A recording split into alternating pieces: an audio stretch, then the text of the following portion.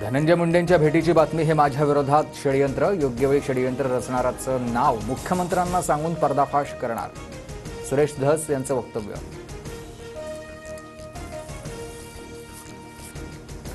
पक्षाध्यक्ष या नात्यानं दोन्ही नेत्यांची भेट घडवली. धस मुंडे भेटीवर चंद्रशेखर बावनकुळेंचं स्पष्टीकरण. भेटीच्या तारखेवर बोलण्यास मात्र बावनकुळेंचा नकार.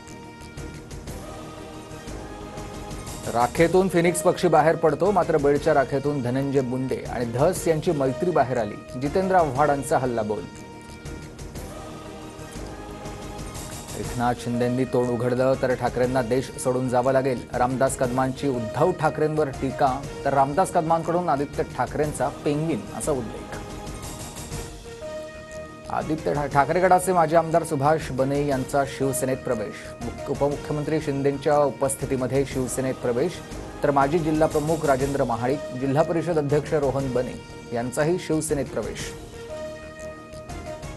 ठाकरेंचे कोकणातील एकमेव आमदार भास्कर जाधव नाराज असल्याची चर्चा. क्षमतेप्रमाणे काम करण्याची संधी मिळाली नाही हे दुर्दैव, जाधवांकडून खंत व्यक्त. माजी पोलीस अधिकारी प्रदीप शर्मांना कोर्टाचा दणका. अँटिलिया स्फोटक प्रकरणात दोषमुक्त करण्यास कोर्टाचा नकार. मुंबई सत्र न्यायालयाच्या विशेष एनआयए कोर्टानं शर्मांचा दोषमुक्तीचा अर्ज फेटाळला.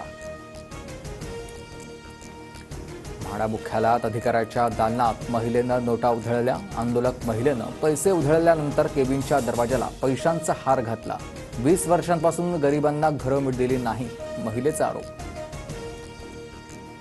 सिडकोकडून पुन्हा सर्वसामान्यांचा भ्रमनिरास. गृहनिर्माण योजनेची संगणकीय सोडतीची तारीख पुढे ढकलली. अंतिम यादीनुसार 21,399 अर्जदार पात्र.